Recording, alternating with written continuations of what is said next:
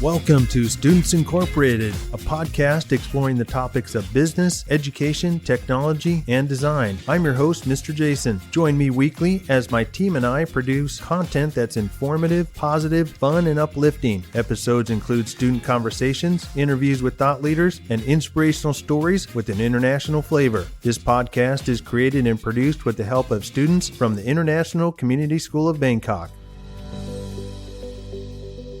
Hello and welcome back. I'm Mr. Jason, and today I'm joined by a special guest who's been on our podcast before, back in Season 1. Mrs. Jen is joining us again, and we'll be talking about a topic I think is often overlooked in many pre-college discussions between parents and graduating seniors. It's what I like to call the in-between months. You know, those few months between high school and graduation before the start of the freshman year. I'm also joined by co-host Chanya for this episode, who's a graduating senior and part of our Season 2 podcast team. So we hope all seniors and parents of graduating seniors find this topic informative and helpful. Then for segment 2, we'll be continuing with our story, The Secrets of El Dorado. We are on part 8, which is titled Confrontation and Escape. We are getting close to the end of our adventure with Professor Hawthorne, Ava, Sierra, Ethan, and Lily. So if you've missed any of the other parts of our story, go back and listen to them. All right, and now let's hear our quote of the day and get some headline news. Hey everyone, our quote of the day comes from Kerry Washington. She said, "Your life is your adventure, and the adventure ahead of you is the journey to fulfill your own purpose and potential." This quote speaks about embarking on the greatest adventure of all, your own life. Each day is a new chapter waiting to be written, a journey brimming with endless possibility and discoveries. Picture your life as an epic odyssey, a thrilling adventure waiting to unfold. Each day holds the promise of new discoveries, challenges, and triumphs, propelling you forward. The path ahead is not just a mere succession of events, but a profound quest full of possibilities and opportunities. And that's our quote of the day. Now moving on to some headline college news. Thank you, and here's some headline college news from around the world. Starting off with our first news, in the state of Indiana, Governor Eric Holcomb has recently signed a new law that promotes intellectual diversity. Under the law, professors are not allowed to bring political ideas into their classes and can also be reported or have promotions and tenures withheld if their school boards find them guilty of not performing their duties properly. This has prompted many faculty members from public schools in Indiana to testify against the new law, which they view as a government overreach and an attack on academic free speech. The new law goes into effect in July, and ironically, it may have a political agenda, which is something that it is intended to reduce. Our next news piece has to do with U.S. student debt. The Biden administration has yet again proposed to cancel more student debt of individuals who are now working in the public sector.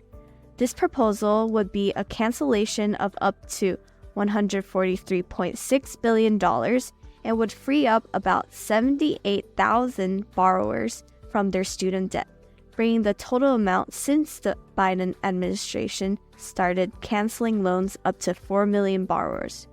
The borrowers in the PSLF debt relief program will receive an email from the president informing them about their loan status, provided that they continue working in their current job position until they receive their loan paybacks. And now on to our final college news coming from California. At the University of California, Berkeley, safety concerns have been causing parents to take actions themselves. A parent association group representing about 1,300 parents, called SafeBear, has spent $40,000 on hiring security officers that patrol areas near the campus in order to deter crime on campus. While students and parents have agreed and expressed gratitude to the decision, the school, however, holds a different opinion. According to them, campus security should be left up to the campus police, since they are questionable about the qualifications and necessities of the hired help.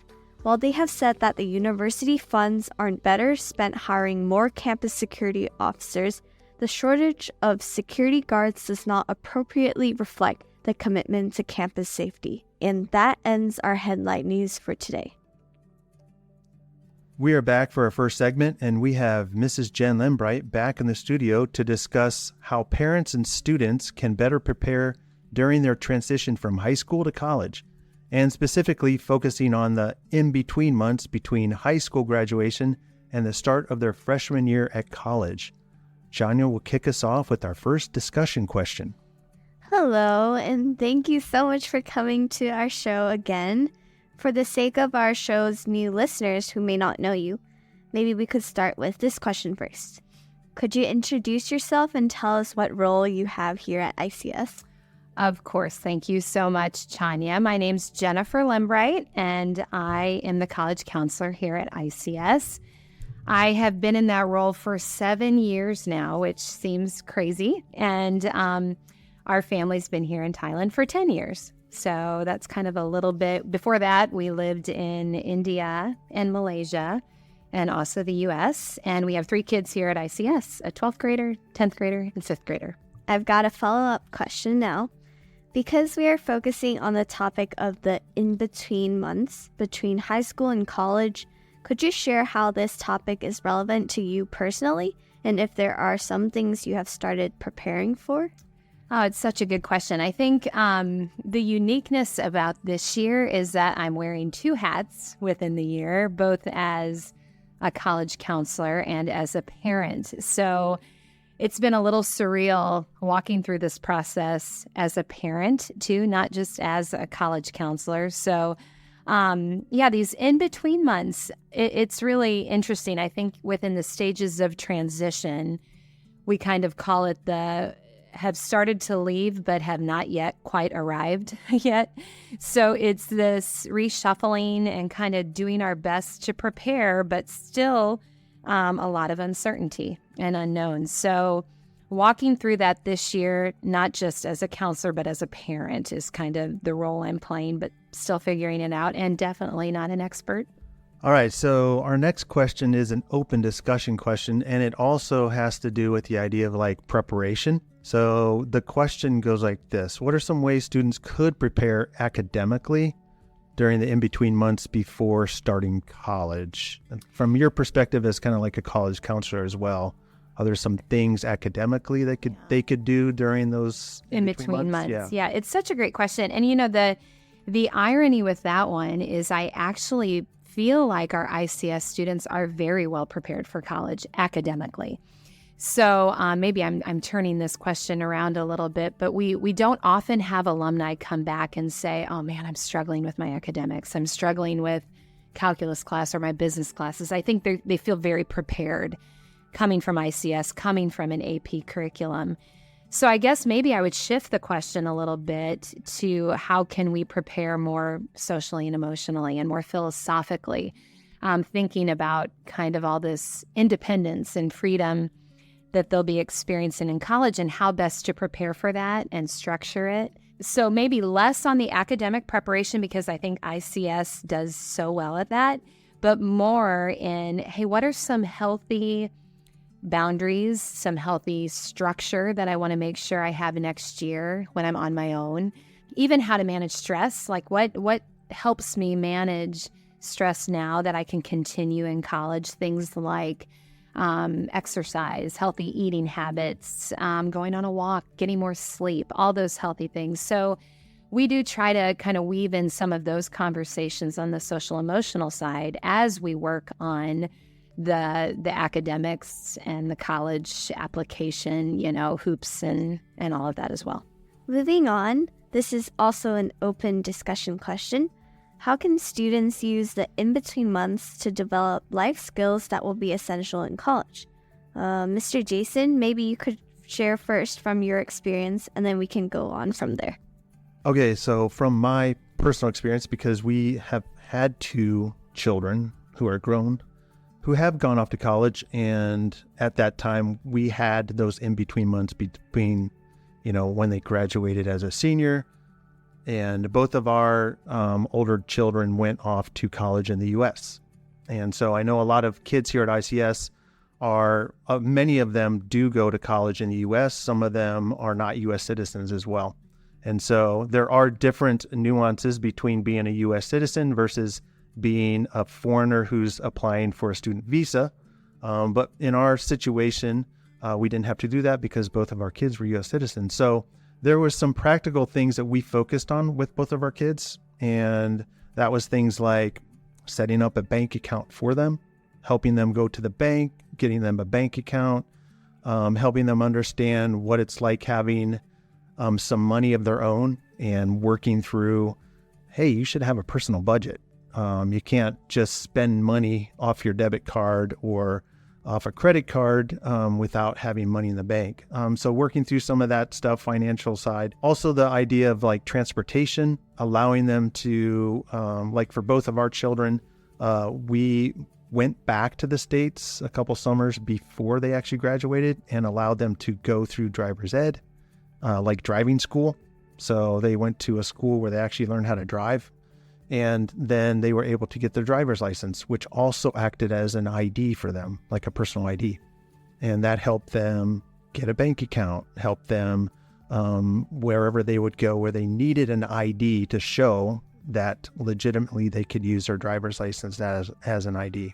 So that was like a very practical way that they felt, okay, I feel like I'm part of the system again. I feel like I can kind of operate and get around. This is not an unknown to me. So those were some things my wife and I did, but also we were able to go to the school and like see them off, to see them get settled. But then it is hard when you separate and they are there and by themselves. And that first year can be quite crucial for them. Are they going to make it or not? So it's very important that we really try to like focus on interacting with them as much as possible virtually, making sure that we check in with them, making sure that they're in the right friend group. So those are some things from my perspective. But I'd love to hear, and that was years ago, like 4 or 5 years ago. So I'd like to hear Jen's perspective on what she's going to be doing this summer with their first one. I mean, still kind of figuring it out, but we're also building in some time to make sure that Addie gets time with family and friends, which is one of the main priorities this summer. Another way that we've really encouraged her to find structure within her college years is to have a job. And so she will be working a bit this summer too in preparation for that, both for the financial piece, but also for the time management piece, just to be able to, even if it's as little as 5 to 10 hours, I tell seniors, it's really great to have a job because it requires you to be somewhere, and it adds some structure into this very kind of newfound freedom. And so I think that's one thing we've encouraged as well. We've also just tried to think collectively as a family of about 4 or 5 people that she can spend time with, kind of in different areas of importance for her. So both in faith and kind of in what she's interested in studying, and just someone who was really good at connecting with friends and clubs in college, and just spend time with them and hear from them about what was important to them in college, what they do differently, what they're glad they did. So kind of some intentionality on who she connects with this summer has been something we are trying to do as well. But yeah, I think that's it. I'm still learning. I'm very much a rookie. So you can ask me in another year or two, and maybe I'll be more of an expert. Yeah, I think that time management is super important because they're coming from an environment where they're being told to do almost every minute of every day. So all of a sudden they have all this freedom. But a job is super important, right? And it teaches them personal responsibility, accountability, time management. So yeah, that's definitely a good one. If you can get a job, if you have the ability to work on campus or get some sort of part-time summer job in those months, connecting that way, even with the community, I think is helpful. Totally. I tell seniors a lot that as they're going into college, it's a big place. And so they're going to want to find ways to make it small in the right ways.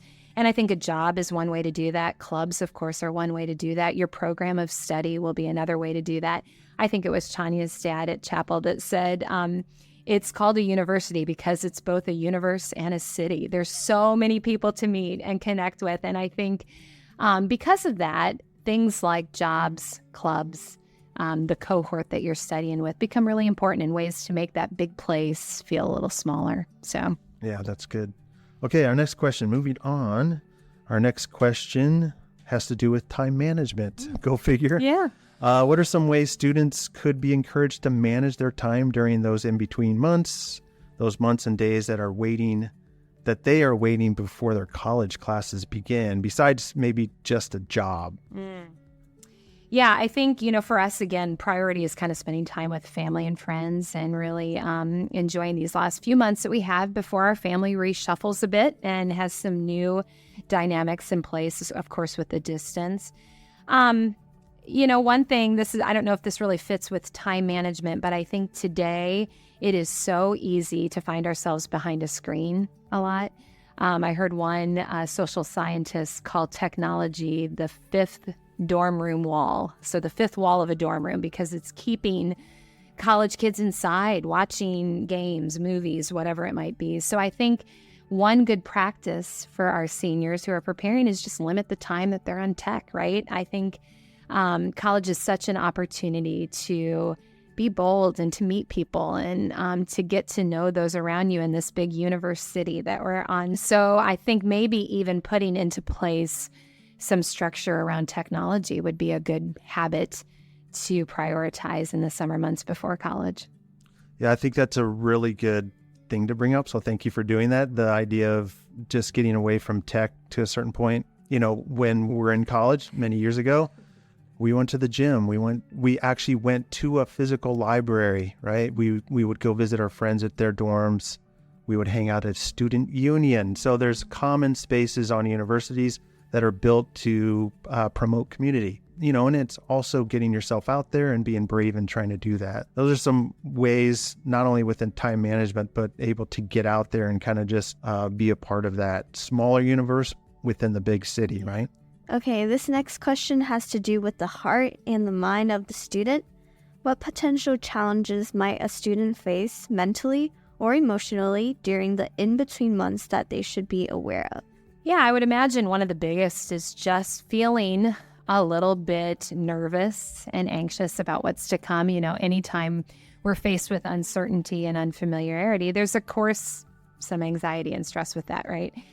But I also think it's helpful to see the excitement in that too and the opportunity. And so trying to shift from a mindset of, I'm frozen, I don't know what to do, to, hey, I'm going to think about all the opportunities that are going to present themselves in these college years. So shifting mindset would be a big one. I think, again, like I mentioned before, asking those who have gone through this college experience and done it really well, maybe in a major that you're pursuing or with a particular clubs or hobbies that you're interested in. I think that can be helpful to provide some encouragement and even some ideas and guidelines about boundaries and expectations. So yeah, I'm not sure if that's really helpful, but I think being able to be excited, not just anxious, and then talking with people who can encourage you. All right. So moving on to another question we can kind of discuss. It's more on the practical or logistical side. What are some practical benefits of attending pre-college orientation programs, and how can they enhance a student's college readiness? Oh, it's so good. And I am actually particularly thankful for these orientation programs that schools offer, especially for international students and third culture kids like our kids are. A lot of these will offer an early onboarding for international students where they can come even a week ahead of the typical freshman students. And they cover topics like opening a bank account, getting a job, finding the library, finding the health center if you need it. So it's just really practical, but also gives you a chance to kind of settle in before some of the other more local students can arrive. And to that point, too, a lot of our students, even in 9th, 10th, and 11th grade, will do college campus. They call them pre-college programs sometimes in the summer. And it's such a good opportunity for our students, not only to travel to the U.S. or Australia or wherever they might do these, but they get to experience a college campus and a dorm room and the cafeteria and how to manage all that. So I think that's a great way to kind of onboard into the college experience through these programs. There's even third culture kid camps that some of our students will attend. And not only does it help walk through some of these practical tips of transitioning to college, but you get to meet other third culture kids and international kids like you who have lived outside of the U.S. and now will be attending college in the U.S. So yeah, I totally recommend those if they're available. Quick funny story about my pre-college orientation, and it was almost a week actually. This was back in early 90s, but one of the classes or one of the sessions we had to go to was speed reading. And it was so fascinating to me. I don't remember much about the other orientation sessions, but this one was so fascinating because one of the professors at the university basically showed us how to speed read. And it was more of an introduction into, you're going to read a lot of content now that you're in college. And so here's a quick way to do it. And awesome. It's fascinating. And that guy could read really fast. Can you still speed read? No, I can't. But he showed us the technique, and he's like, you just have to keep practicing and practicing it. And it was super fascinating. So pre-college orientation, we'll have sessions that will probably be quite intriguing and maybe very different. But also, I highly recommend it as well because you meet new people, right? And you get introduced to the university and the setting in a safer environment before all the upperclassmen get there. Yeah. So, all right, on to our final question here with Chania. So we like to end our guest segments by asking for advice. Mrs. Jen and Mr. Jason, what advice would you offer to students or parents of students about this topic? Any parting words or thoughts?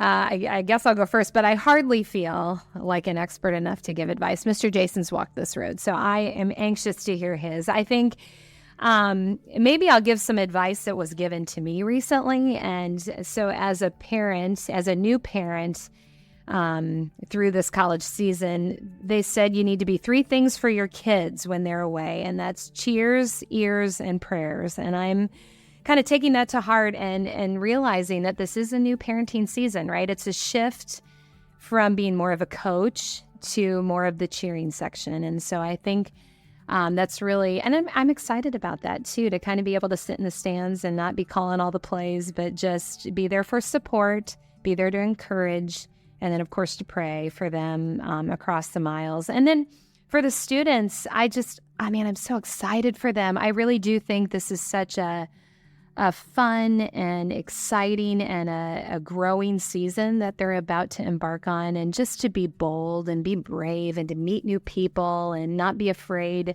to try something new. Just take it all in. Yeah, I think it's going to be a really exciting season for your class, Chania. I like that. So that's cheers, ears, and prayers, right? That's really good. Yeah. That'll be easy to remember. From advice from me, I guess for the parents would be walk the road with your kids, and they definitely will have the emotional ups and downs, and you may even see different behaviors through those in-between months of fear, possibly, maybe excitement, but then there could be some hesitation even, like, did I make the right decision? Am I really going to do this type of, but really being kind of like their cheerleader, being in their corner, helping them navigate a lot of those practical things that as parents we've been through and we kind of are used to, some of the logistical and practical things. But then I think, like Mrs. Jen just said, really being an ear for them to talk to, and I have a problem with this, not always giving the solution, right? And just basically being that ear for them to rely on. So, and it's different for every family, I think. You figure out, I think the seniors who are graduating this year at ICS will figure out what's best for their family, and their parents will figure that out too. And seniors, if I could have one piece of advice for you, call your parents.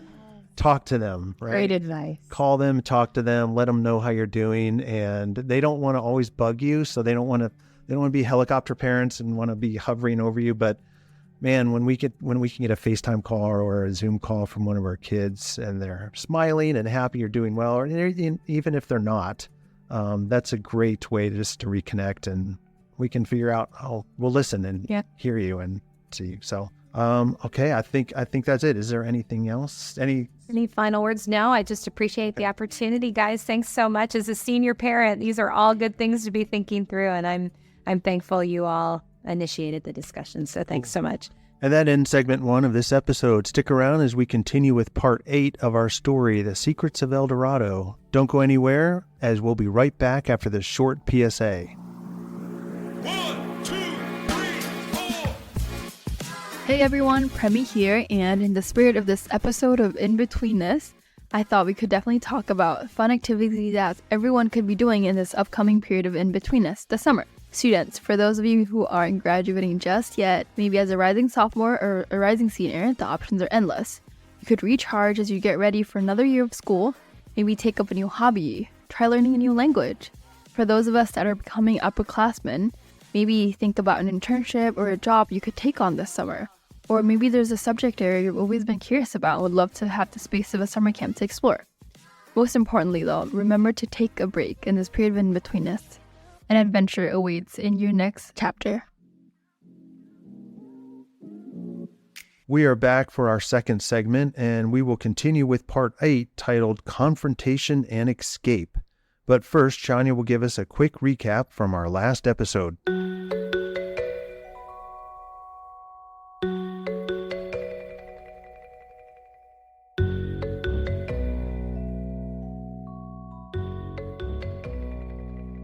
In the last episode, Ava, Sierra, and Professor Hawthorne delve into the secrets and identities of a few members that were part of the meeting by the reservoir the night before.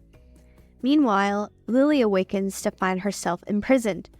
While Lily struggles to deal with her situation, Ava, Sierra, and Professor Hawthorne stumble upon an unexpected discovery at a historic landmark. As tension rises, Lily uncovers a glimmer of hope amidst her confinement, hinting at a thrilling escape. Thank you, Chania. And without further ado, let's get back into our story where we join Ava, Lily, Sierra, Ethan, and the professor.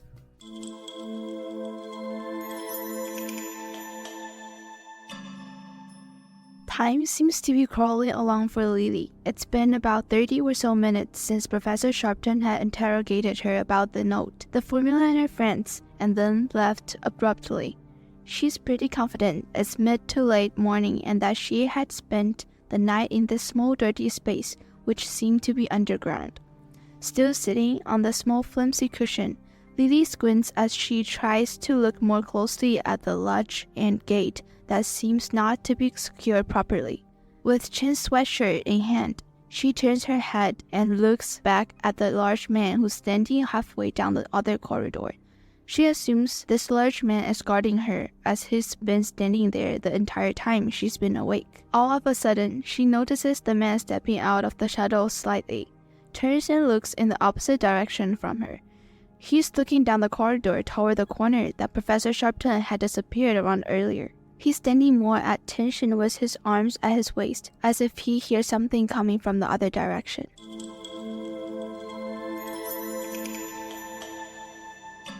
Meanwhile, Ava, Sierra, and the professor find themselves inside the entrance of the main tunnel entrance, which is located on Old Man Sutter's property. Ava's phone flashlight reveals what looks to be fresh footprints in the dirt right in front of her. In a hushed tone, she points at the footprints and says, "Look here, someone's been here, and recently, too." You're right, Ava, the professor says, nodding his head and thinking. All right, let's move forward slowly and together in a single line, hoping we don't run into anyone. The professor moves around Ava and Sierra and starts walking forward deeper into the dark corridor. He stops for a moment, turns around and points to the walls and whispers, "This tunnel was made a long time ago. Thankfully, it's large enough we can walk upright. We are standing in history. You see these old chisel marks in the rock? These are some of the same types of marks Ethan and I observed in the mines on Rob's Peak yesterday. This tunnel system was built old school style, with pickaxes and hard labor." He turns back around and continues walking forward slowly. Sierra and Ava quietly follow the professor down the narrow tunnel, walking in a single line.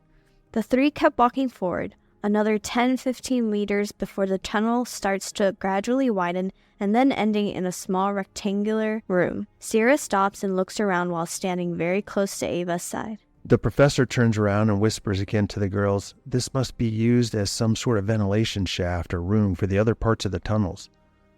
They all noticed that the air inside the small chamber was fresher than the air in the passageways, and it smelt better, not as damp and musty. Squinting her eyes as she shines her phone's flashlight around the chamber, she realizes the problem and then says softly, "Oh, there's 2 ways out of this chamber now. There's one forward, and then there's one on our right. Which way should we go now, straight or right?" Sierra looks at the professor and then looks at Ava. Ava has her head down and is sketching the layout of the tunnel in her small notebook she just pulled out of her bag. She's shining her phone light on the notebook page so she can see what she's drawing. She stops for a moment and says, "Thought I'd draw a map of this place. Might help us out in the future." Responding to Sierra's question first, she answers with another question as she looks at the professor and points her phone light at him. Should we split up or stay together?" she continues. "The footprints we've been observing lead down to the path going straight, and there doesn't seem to be any footprints that go right and down the other way." "Yep, I see that too, Ava," the professor says. The professor hesitates for a moment and then asks Ava if he could see her drawing. The professor peers down at the sketch that Ava was drawing and continues, "That's pretty accurate, Ava. It would be great if you could continue doing that as we make our way through the tunnel." The professor then stops for a moment, reaches into his bag, and pulls out the old manuscript he's been carrying around with him. He flips through the pages and finally stops on a page that's filled with sketches and symbols and says, "Seeing your sketch, Ava, it reminded me of this part of the manuscript we were studying at the reservoir yesterday night. Here it is." The professor points to the faded ink on the page that appears to show some sort of schematic drawing and says, "Ava, shine your light right here. You see this drawing right here on this page? This drawing in the manuscript looks like a schematic of something. It could be the layout map of this tunnel system we are in right now." Ava shifts her light from the manuscript page up towards the professor's face and says, "Sure looks that way. This manuscript is proving to be super accurate. It keeps corroborating with all our discoverings. It's no wonder this thing was never published. It holds all kinds of information." Ava then turns her light around to face Sierra, who is still standing really close to Ava's side, and asks, "You still doing okay?" Sierra cocks her head slightly and says, "Yep, I'm hanging in there, just trying not to panic a little and trying not to think about all the bad things that could happen to us." "Yeah," Ava says, then giving Sierra her notebook and pencil, saying, "Here, this will help keep your mind off of things. You sketch the path out as we make our way through the tunnel. You're a better artist than me anyway." The professor was standing there in the darkness as Ava had shifted her phone light towards Sierra. As the girls were talking, the professor peered down the path that led straight and noticed a faint flicker of a light some distance ahead. Professor Hawthorne scratches his head and contemplates what to do next and then says, "All right, I got an idea. Let's divide and conquer." He says this as he clicks on his small keychain flashlight. His flashlight is about half the strength of Ava and Sierra's phone lights and has less battery time. He does not want to let Ava and Sierra know that he saw a very faint light in the path that led straight, so he continues, "I'll continue straight on this path, and you girls take the path that goes right. Are you okay with that?" he asked both girls as he looked straight at them. "I'm good with that if you are, Ava." Sierra turns to look at Ava. "I'll continue sketching this part of the tunnel since this part of the map in the manuscript is very faint and hard to see." "Yep, let's do it," Ava says. She offers up an idea well before they part ways. "Let's say we meet back here in 15 minutes. And if we find ourselves getting confused or lost, we can just always backtrack our steps back to the spot." They all nod in agreement, and with that, Ava says to Professor Hawthorne, "Good luck and be safe." The professor walks slowly forward down the straight path that leads toward the faint light he noticed earlier. He looks back as Ava and Sierra disappear down the other path.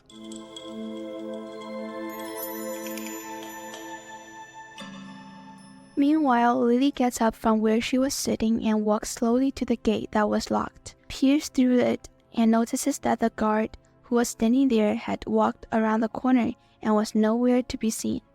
She waits for a moment, wanting to make sure he wasn't coming right back. She then makes a quick decision, turns around and quickly walks to the other gate, the one that is not latched properly, and pries it open with both hands. It took all her strength to reach the latch, move it upward, and then push the gate open. She couldn't believe it. She was staring into the darkness, down another tunnel that led out the other side of the small room she was in. But it was the way to freedom she was hoping for. She bravely starts walking forward while holding Chen's sweatshirt, not realizing how important that sweatshirt will be in the days to come. Slowly but surely, taking one step after another as she says to herself, "You got this. You got this."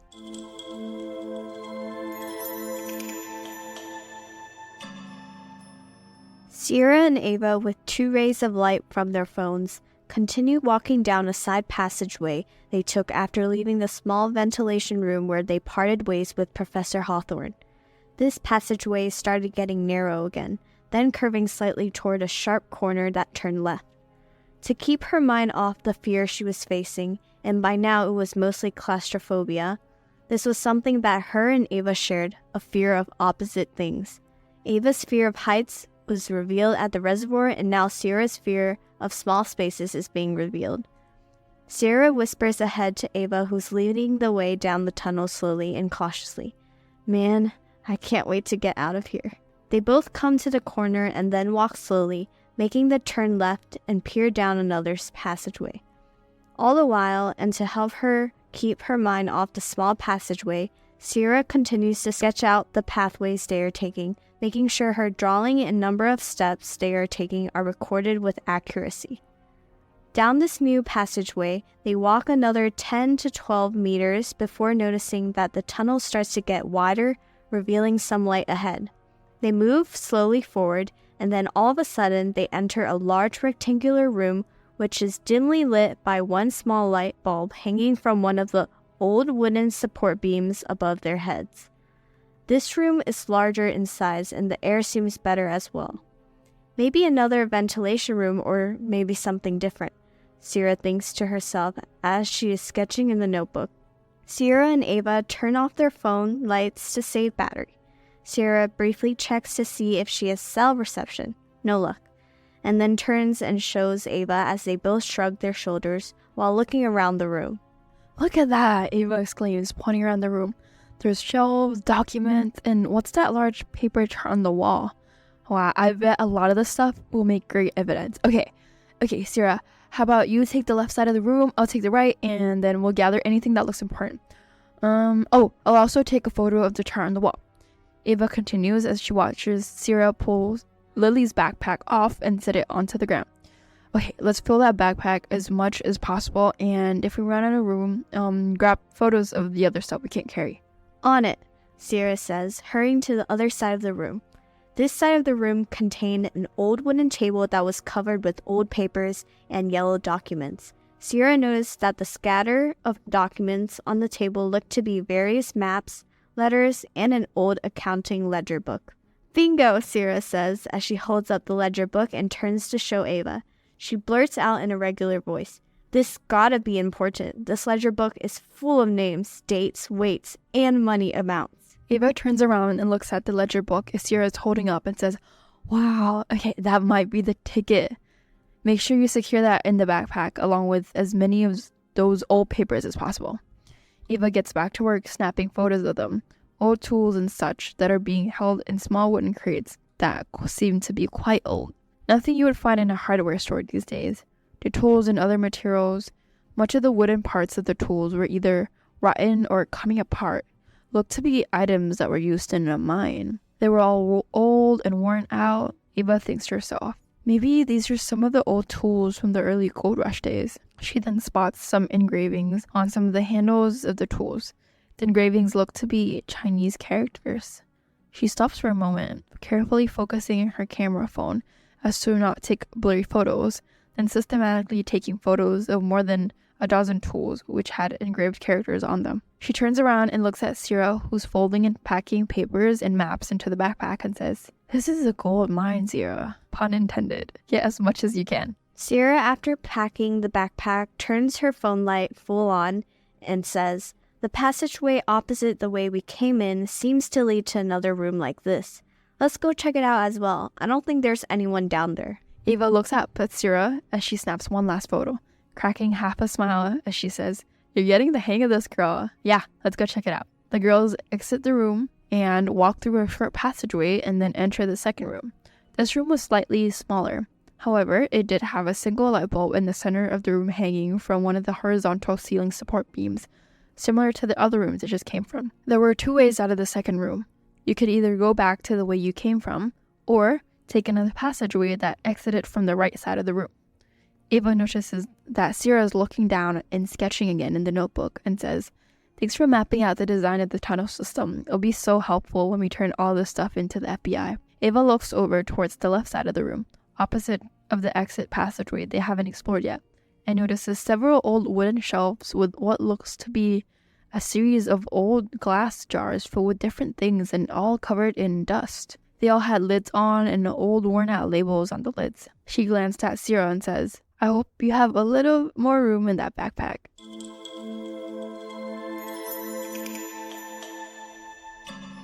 Professor Hawthorne finally makes his way to the source of the light he saw earlier. The room is much larger than the ventilation chamber he and the girls had parted ways from a short time ago. He steps just inside the room with the dark passageway he just came from directly behind him.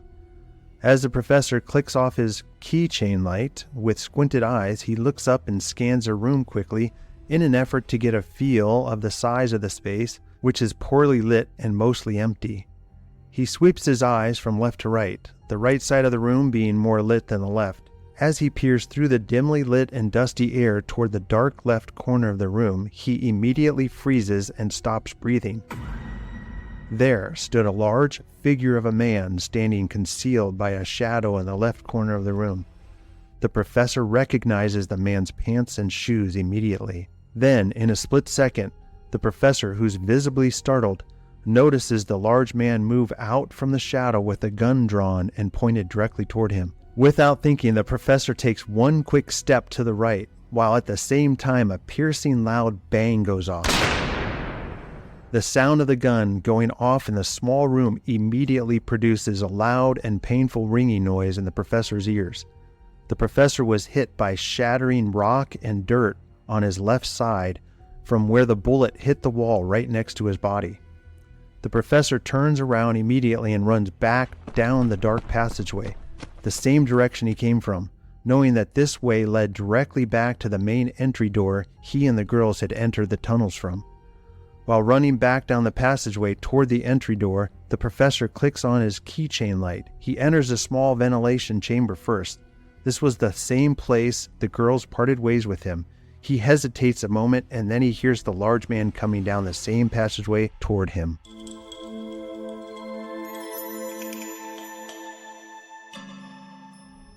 Meanwhile, Sierra and Ava were grabbing small glass jars from off the old wooden shelves and carefully placing them into the backpack Sierra had. The jars were heavy for their size and contained what looked to be small gold nuggets and fragments of gold pieces. Ava noticed an old cloth covering some items on the bottom shelves. She bent down, grabbed a corner of the cloth, and pulled it to the side. "Whoa," she blurted out. While looking at Sierra, who was trying to pack the backpack so they could leave, Ava could not believe her eyes. There, under the old cloth, stood several identical gold bars. Without thinking, Ava picked one up and immediately felt the weight of it. "These are real, Sierra," she says to Sierra as they both stand there in silence, staring at the shiny gold bar Ava is holding. While looking down at the gold bar, Ava notices that it is stamped with the words U.S. Treasury Department. All of a sudden, the silence is broken with a loud crack, followed by echoes of boom, boom, boom, boom. Immediately, Ava and Sierra's joy and laughs just moments ago turned into fear. By instinct, they both bent down and put their hands over their ears. Ava dropped the heavy gold bar she was holding, and Sierra dropped one of the glass jars she was holding, the glass breaking, spilling its contents into the dirt floor. Neither one of them could tell where the sound had come from, but they knew it came from within the tunnel system. Ava looks directly at Sierra as they were kneeling down and says quietly, "That sounds like a gunshot. We need to leave right now." The sound came from the same direction we came from. What about the professor? Sierra responds with a concerned and shocked look on her face. Ava responds back, we can't go back the way we just came. We can only hope that the professor is able to retrace his steps and leave the way we all came in. We need to get this backpack, the stuff we collected, out of here. It's the only way we can prove what was going on in here. They both stand up and grab what they can. Sierra grabs the heavy backpack and zips it shut while she is looking down at the broken jar she dropped. The contents are on the dirt by her feet. Sierra notices that it looks similar to the rocky powder substance that Professor Hawthorne had collected from one of the mines on Rob's Peak. Knowing this, she quickly looks back over at the wooden shelf and grabs one more small jar with what looks like to have the same substance inside, and then looks back over at Ava and says, I want to leave now. They may be coming for us now. Ava stands back up with the heavy gold bar in hand and says, let's get out of here. Her voice is trembling. Like, right now. The two take the only other exit out of the room that doesn't lead back the way they came into the room. This passageway exits out the right side of the room. The girls with their phone lights in hand, the heavy backpack, and gold bar run down the passageway a few meters and into another room that's about the same size as the last one they just came from. This room has a large wooden pallet filled with what looks like blocks stacked up, one on top of each other, covered with a canvas tarp. The girls run past it and look at each other. There's no time to investigate what's under the tarp. Sierra hesitates for a moment as she notices that there are two ways out of this new room. She looks at Ava and stops dead in her tracks and says, which way should we go? She looks right and then left. Ava, should we go right or left from here? Neither one of the girls knew at that moment that the left passageway would take them back to the place that Lily was being held. Without thinking, Ava shouts out, let's go. Hurry, let's go right. Ava runs past Sierra, grabbing her arm as they both take the right passageway out of the new room they just discovered. Less than a minute later, Ava sees what looks like the outside light shining down onto the dirt floor a few meters ahead. She looks back at Sierra, who's right behind her and still holding her hand, and yells out, it's an exit outside. We can get out of the tunnel this way. As they reach the beaming light that is shining through what looks like an old wooden plank door above them, they need to crouch down slightly as the tunnel height gradually gets smaller the closer they get to the exit. They climb the wooden stairs, only 4 rungs high, and then both push up on the wooden door and watch as it swings open to the outside wooden area. As Sierra and Ava emerge from the tunnel, out a different area from where they had first entered, they are met with the daylight, which feels incredibly safe, but also overpowering. They both squint their eyes, needing a few seconds to get used to the bright daylight that meets them. As Sierra is rubbing her eyes and looking around to see where they are at on the property, she sees Lily just standing there, a few meters away, next to a tree, and staring right back at her and Ava.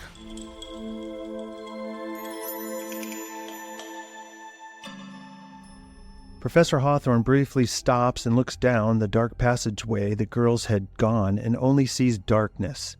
He then continues toward the entrance metal door. He reaches the wooden steps and climbs quickly, knowing that the man who just shot at him has got to be getting close. The professor fumbles around with the metal door latch. After a few seconds, which felt like minutes to Hawthorne, he's finally able to slide the latch and unlock the door. He then pries the door open slowly and pushes it outward. Professor Hawthorne is immediately met with the bright daylight and is blinded for a few seconds as he tries to get his bearings. Hawthorne, realizing that the man chasing him would probably be close to reaching the door in a few seconds, decides to let it slam shut, hoping the inside latch gets stuck like it did for him. The professor quickly looks around and sees a large, heavy rock just off the right side corner of the door.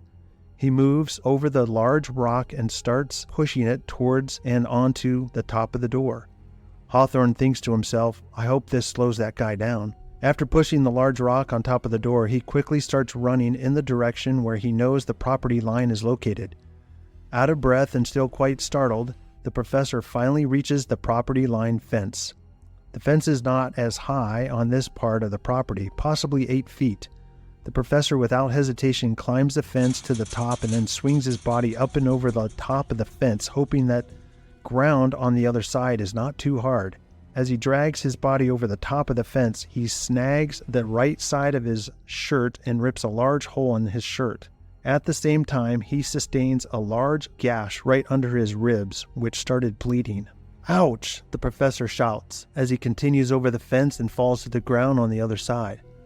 The professor was lucky as he landed on the ground, and then there was a series of rocks and thorny underbrush just to his left that he missed when he hit the ground. Professor Hawthorne picks himself up and starts jogging down the mountain, following the fence line toward the river. He is outside Old Man Sutter's property, which is just on the other side of the fence. He thinks to himself as he continues to make his way down the mountain toward the river, "I hope Ava and Sierra are not still in those tunnels. If so, at least I've flushed out the bad guy. I'd rather him be chasing me than them."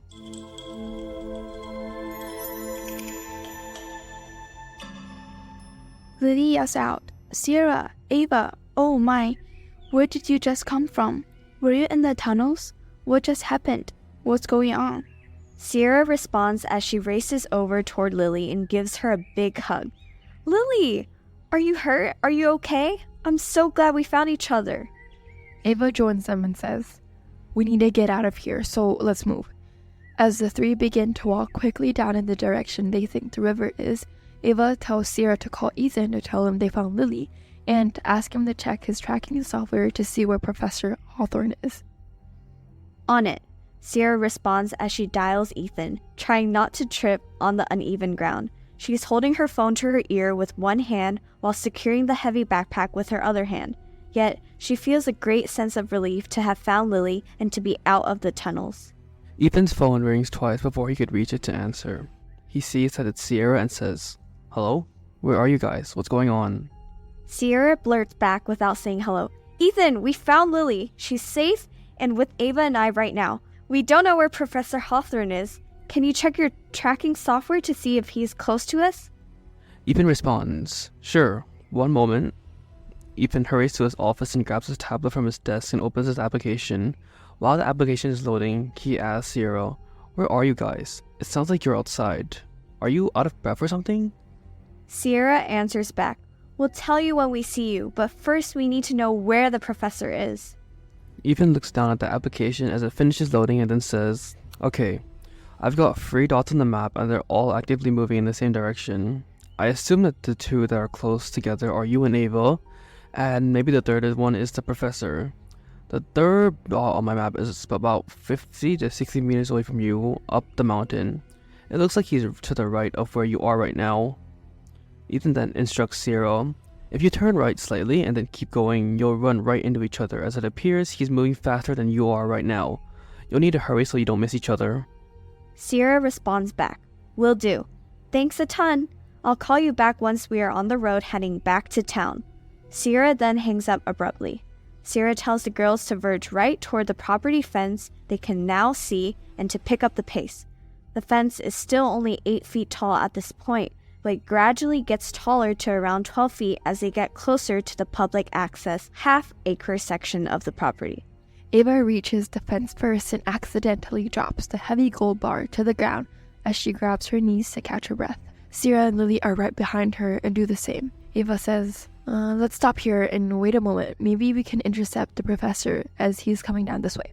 Lily looks down at the gold bar and says, "Is that gold?"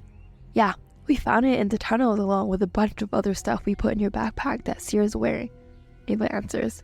This thing is heavy, and it also contains a lot of important-looking stuff from the tunnels. We need to get it to the authorities as evidence. Sierra responds as she pulls the backpack off her back and sets it to the ground. Lily says with a surprised look on her face, "Wait, you have my backpack? Where did you find that? Was that in the tunnels?" It's a long story, and we can fill it in a bit. But basically we found it at the reservoir last night, Sierra says with pride. Ava moves up against the fence and tries to peer through the small gaps between the wood and the chain link and says, "I hear someone coming towards us. Sounds like they're running. I bet this could be the professor."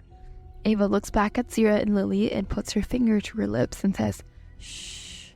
A few seconds later, she gets a glimpse of the professor as he pushes through some light underbrush. He's jogging down towards her right along the fence. She waits for a moment, and just as she gets close to where she's standing, she yells through the fence at him, Professor Hawthorne, it's Ava. We're standing on the other side of the fence." As soon as she yells this out, she sees the professor stop for a moment and peer directly towards her. She can tell he sees her face peering through the narrow gap between the wood and the chain link. Oh, thank goodness, the professor yells out. Where's Sierra? Is she with you? Ava responds back and says, yeah, we're all here, all three of us, and Lily's here with us as well. She's okay. We can explain as soon as we get back to your car. The professor says, that's wonderful. Okay, listen carefully. We need to leave right now. I'm not sure if the guy who shot at me is still pursuing me or not. Here, write this down really quick. Here's the padlock code to the fence door we used to get into the property. I'll meet you at the Bronco. Keep moving no matter what, and don't stop until you are back at my Bronco waiting. Ignore the tourists who may be at the mill. Just keep going and don't talk to anyone. With that, he started jogging down the mountain along the fence line toward the river. Ava, Sierra, and Lily do the same. After about 5 minutes, they finally reach the fence that separates the public access half acre from the top 30 acres. They race over to the left corner of the fence boundary, enter the padlock code, open the old metal fence gate, and immediately find themselves in the public section of the property. There stood several families with their little kids, walking around and taking photos of the old historic mill, the river, and its surroundings. The three girls hurried past the tourists, who were busy snapping photos and videos of the place, making their way down over the river and using the bridge to run over to the professor's Bronco. There are several other vehicles parked there as well, probably the tourists. Sierra and the other girls are leaning up against the Bronco, trying to catch their breath and hoping the professor gets there soon. Looking up and back toward the bridge they had just crossed, she sees the professor emerging from the river and now walking towards them. She shouts to Ava and Lily, "There he is, the professor! It looks like he's hurt, and he's soaking wet. He had to wade or swim across the river because he didn't have access to the bridge." Ava, Sierra, and Lily watch as Professor Hawthorne approaches them at the Bronco. She says, "Whoa, you're hurt, Professor." Ava and the girls notice a large rip in the side of his shirt and says, "Oh no, it looks like you're bleeding. And where did you get those scratches on the side of your face and your arm?" The professor responds as he stands there dripping wet and out of breath. "I was able to stop the bleeding, but I will need stitches once we get back to town." He says this while pointing to the gash over his ribs. He then touches the left side of his cheek and explains, "These scratches must be from the bullet ricocheting off the rock and dirt wall in the tunnel." The professor hesitates for a moment and then says, "We need to leave. We can talk in the car on the way back." After saying this, the professor unlocks the car, jumps in the driver's side, and turns on the ignition. He looks at the girls as they are getting into the car and says, "We need to make a plan on our way back to town. It's time to get the FBI involved. It looks like we have enough evidence to back up our eyewitness testimony for them to issue arrest warrants now." Just as he finishes saying this, he pulls out of the parking space, does a 3-point turn on the main road, and then heads directly back towards the direction of town. It's about a 30-minute drive back. Once on the road, the professor looks in the rearview mirror back at Sierra and Lily, who are sitting in the back seat, and says, "Lily, it's good to have you back. We were so worried about you. Are you hurt?" Lily smiles and says, "It's good to be back. They didn't hurt me." She continues, "Professor Sharpton came and saw me this morning, several hours before I escaped. He basically said that something bad was going to happen to me if I didn't tell him everything I knew. He was asking about Ava and Sierra and the formula Chen had written on that note to you." Ava, who is sitting in the front seat next to the professor, then interjects, "Sierra and I have found a trove of evidence in the other part of the tunnels."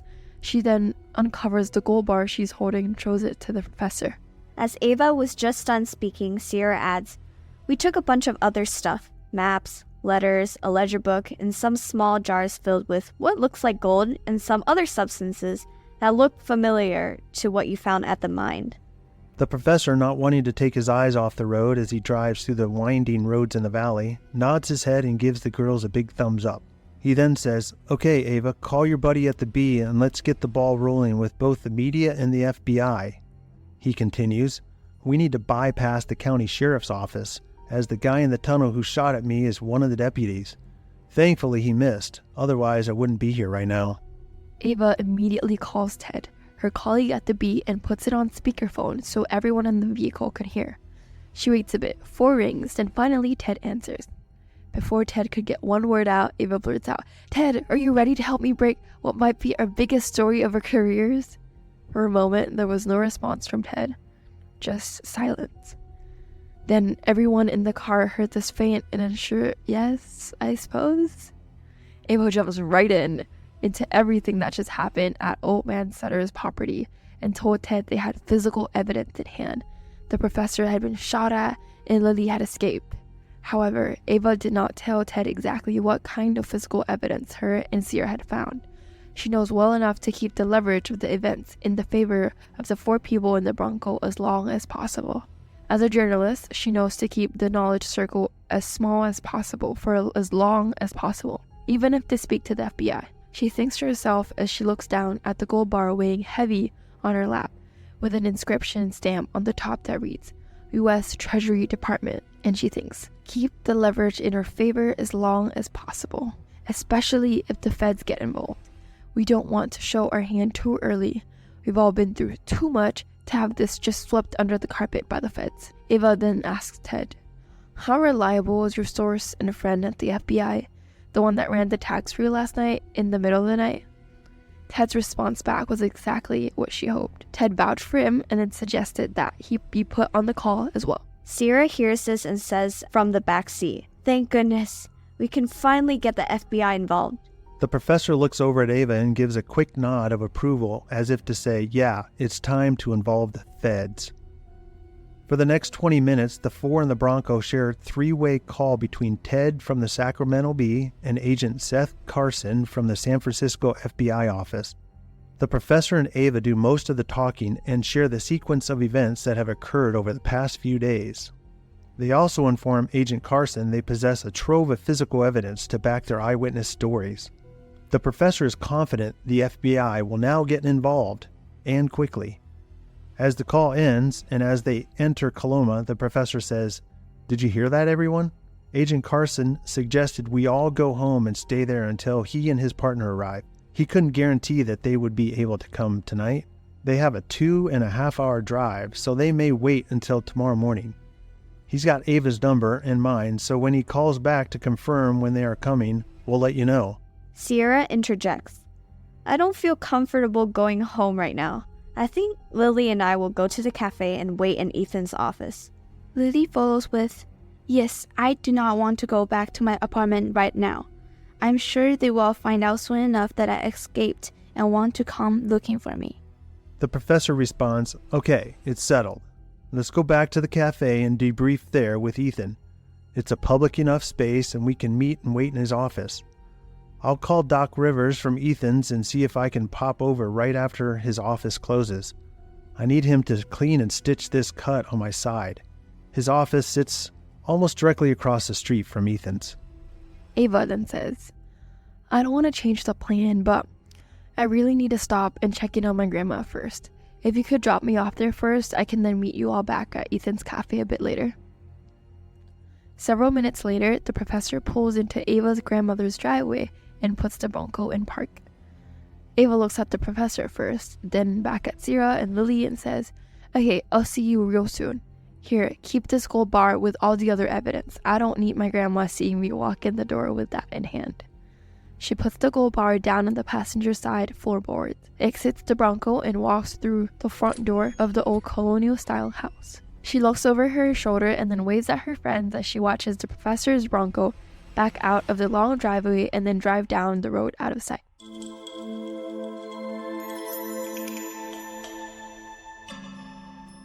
Ava then enters the front door of her grandmother's house and calls out, Grandma, I'm back.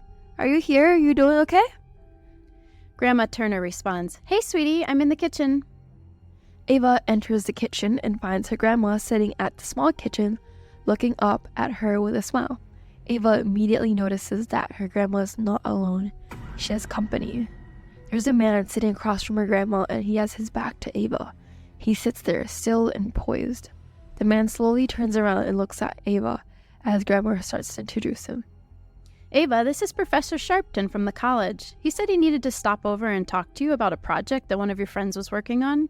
And since you weren't here, I told him he could just wait since I knew you'd be back soon. Remember, you said you'd help me with the garden today. We need to prepare the flower bundles so I can take them to the farmer's market this weekend, Grandma Turner says. Professor Sharpton looks directly into Ava's eyes with a straight face and says, "Hello, Ava. Remember me? We met the other day at the college and I have some concerns about your friend's project that she's working on. I'd hate for her to get mixed up in something she doesn't understand.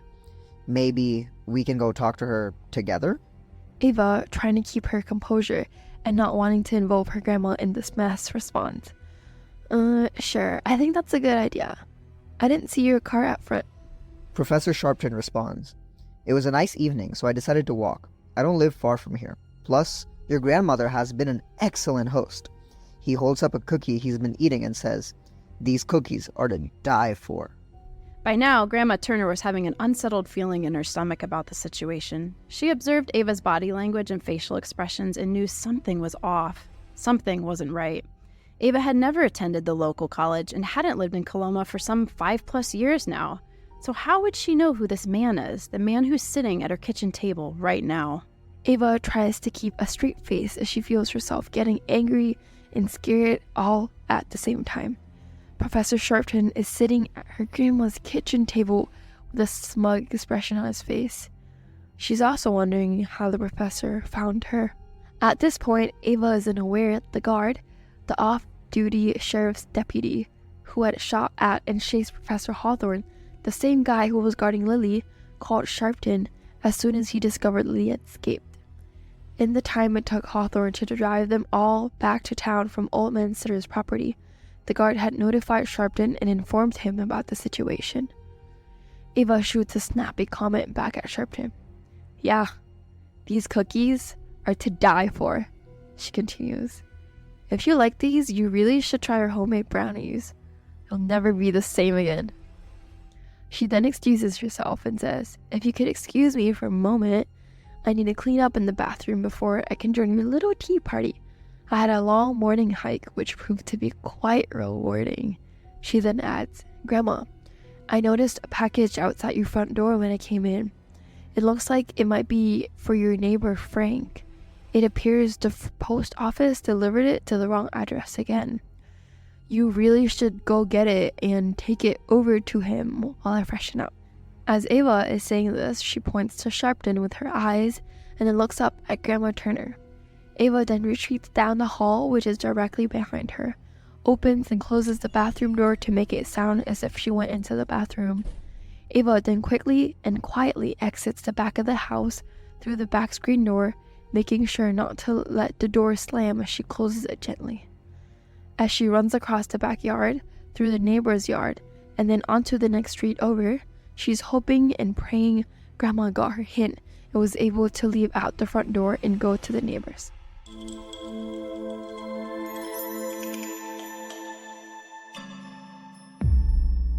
And that ends Part 8, Confrontation and Escape. Thank you for listening. Tune in next episode as we continue with Part 9, titled Piecing It Together, as we get closer and closer to finding out all the secrets of El Dorado.